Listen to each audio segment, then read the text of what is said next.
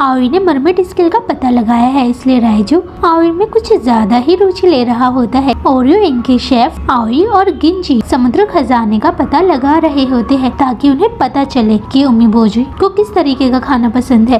ताइची गिंजी और आवी से कहता है कि आपकी एक दोस्त यहाँ आई है जिसकी आँख ऐसी है।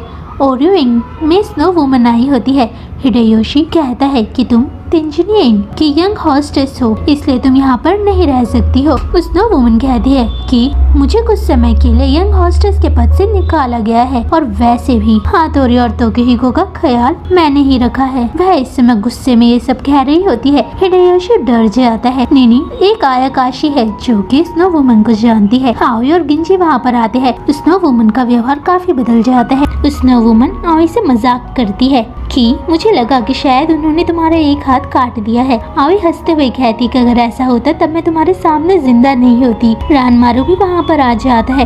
वह स्नो वुमन को यहाँ रहने की इजाजत देता है क्योंकि तोकेहिको और हातोरी तेंजिनी इन में ठहरे हुए थे। वह हिडेयोशी को अपने साथ ले जाता है। स्नो वुमन रानमारू को देखकर कहती है कि मुझे मनी और शक्ति होने के साथ साथ जो आयाकाशी सेक्सी हो, मुझे वह काफी अच्छे लगते हैं। निनी बिल्कुल भी खुश नहीं हो रही होती है। निनी एक चूहिया है। वह ओरियो इंग की यंग हॉस्टेस है। वह पूछती है कि तुम ऐसा बिल्कुल भी मत समझना कि रानमारू ने तुम्हें यहाँ रहने की इजाजत दे दी है और हम तुमसे खुश है। स्नो वुमन निनी से कहती है तुम एक छोटी बच्ची हो जो कि चूहिया हो। वह गुस्सा हो जाती है और कहती है कि तुम एक बूढ़ी स्नो वुमन हो। स्नो वुमन भी गुस्सा हो जाती है और वह दोनों लड़ाई करते हैं। स्नो वुमन के पास बर्फ में जमाने वाली शक्ति होती है जबकि निनी के पास आग वाली शक्ति होती है। हातोरी उनकी लड़ाई को शांत कराने की कोशिश करता है लेकिन वह दोनों उससे कहती है कि तुम एक बेकार तेंगु हो जो कि कुछ नहीं कर सकते हैं। हातोरी चुप हो जाता है। निनी स्नो वुमन को देखकर कहती है कि हम सभी आपको आपका कमरा दिखाएंगे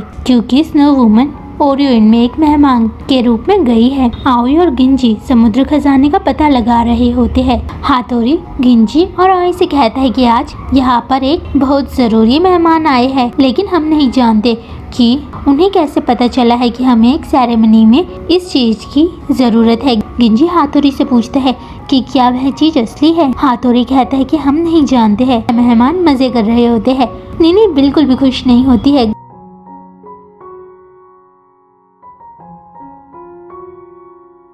गलती से खाना युकीजी के ऊपर गिर जाता है। वह एक मर्चेंट है जो कि अमीर है। वह निनी से गुस्सा होता है। स्नो वुमन कहती है कि मैं उनकी मदद करूंगी। वह उनकी मदद करती है। निनी उदास हो जाती है क्योंकि उसकी वजह से सेरेमनी विफल होने वाली थी। हिडेयोशी निनी को ढूंढ रहा होता है। आवी निनी को ढूंढती है। आवी कहती है कि वह दिखने में काफी प्यारी है। निनी कहती है कि मैं जानती हूँ। निनी हिडेयोशी के हाथ को काटती है। वह आवी से कहता है कि निनी जब उदास होती है तब वह अपने असली रूप में आ जाती है। वह उसके हाथ पर फिर से काटती है क्योंकि वह इस समय काफी डरी होती है क्योंकि उसे लगता है कि रानमारू उसे नौकरी से निकाल देगा क्योंकि उसकी वजह से सेरेमनी विफल होने वाली थी। कहता है कि रानमारू ने तुम्हें एक दिन की छुट्टी दी है और वह तुम्हें नौकरी से नहीं निकाल रहा है क्योंकि सेरेमनी में तुम्हारी जरूरत होगी। हिडेयोशी आवी से कहते कि तुम निनी का ख्याल रखना। आवी निनी को खाना देती है। उसकी आधी शक्ति वापस आ चुकी है। आवी निनी को रेस्टोरेंट ले जाती है। ओडाना आवी को खाना देता है। ओडाना कहता है कि मैंने एक नई नौकरी ढूंढी है और मैं अब फिश मर्चेंट नहीं हूँ। निनी आवी को अपने बारे में बताती है कि मैं जब छोटी थी तब मैं तेंजिनी इन में गई थी। मैं एक आयाकाशी से टकराई थी जिसने पी रखी थी। उस समय स्नो वुमन उस आयाकाशी को वहाँ से ले गई और उसने मुझे बाद में खाने के लिए स्नैक्स भी दिए थे। इसलिए मैं एक रूम अटेंडेंट बनना चाहती थी लेकिन मैं उसकी तरह नहीं बन सकी। निनी बड़ी हो जाती है। निनी आवी से कहती है कि हिडेयोशी मेरा बचपन का दोस्त है। हम दोनों एक ही कस्बे से है। रानमारू ने हिडेयोशी को देखा था जिस वजह से हिडेयोशी ओरियो इंग का यंग मास्टर बना। लेकिन हम सभी जानते हैं कि गिंजी ने यंग मास्टर का पद काफी अच्छी तरीके से निभाया है। वह सभी आयाकाशी निनी को जानते हैं। वह खुश होती है। हिडेयोशी आवी से नफरत नहीं करता है। वह निनी के बारे में पूछता है।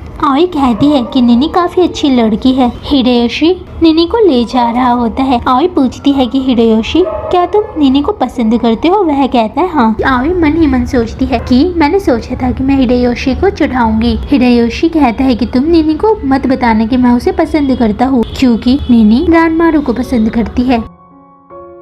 हिडेयोशी सेरेमनी में होने वाले डांस की प्रैक्टिस कर रहा होता है, लेकिन राइजू को वह डांस बिल्कुल भी पसंद नहीं आ रहा होता है। ओरियो इनका शेफ गिंजी और आई समुद्र खजाने को ढूंढ रहे होते हैं कि उमिबुजू को किस तरीके का खाना पसंद होगा। हिडेयोशी उनसे कहता है कि राइजू को मेरा डांस बिल्कुल भी पसंद नहीं आ रहा है, क्योंकि वह मेरे डांस को देखकर थक चुका है और अब उसको एनर्जी चाहिए, इसलिए क्या तुम उनके लिए खाना बना सकती हो?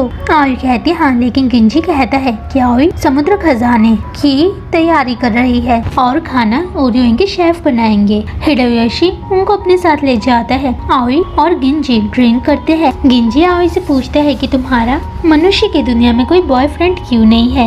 वह कहती है कि मैं हमेशा से ग्रैंडफादर के साथ रही हूँ। जब मैं छोटी थी तब से मैं शादी करना चाहती थी और मेरा पहला क्रश दयालु आयाकाशी है और वही मेरा प्यार है। गिंजी कहता है अच्छा। गिंजी कहती कि मास्टर को पता होना चाहिए कि प्यार क्या होता है। वह कहती कि मास्टर है। आई के सामने राइजू आता है। राइजू आई के कुछ ज्यादा ही करीब जा रहा होता है। वह काफी ज्यादा डर जाती है, लेकिन राइजू को उसे डराने में काफी मजा आ रहा होता है। वह समझ जाती है कि ये आयाकाशी जरूर राइजू है। आई को बिजली से काफी ज्यादा डर लग रहा होता है। राइजू आई के खाने की बेइज्जती करता है और वह ये भी कहता है कि शीरो चाहता था कि ओडाना तुमसे शादी करे ताकि वह तुम्हारा गार्डियन बन सके और तुम्हें आयाकाशी की दुनिया में कोई भी आयाकाशी ना खाए। वह उसको एक कैंडी खिलाता है जो कि काफी मीठी होती है। वह अपने व्यवहार के लिए माफी मांगता है। आई भागने लगती है। वह रानमारू से टकराती है। रानमारू राइजू से कहता है कि तुम आई को परेशान मत करो। राइजू उससे कहता है कि कुछ समय पहले आयाकाशी के राजा ने एक पेड़ दिया था, लेकिन वह पेड़ जल चुका है, लेकिन आज भी कुछ पेड़ बचे हैं जो कि जीवित है।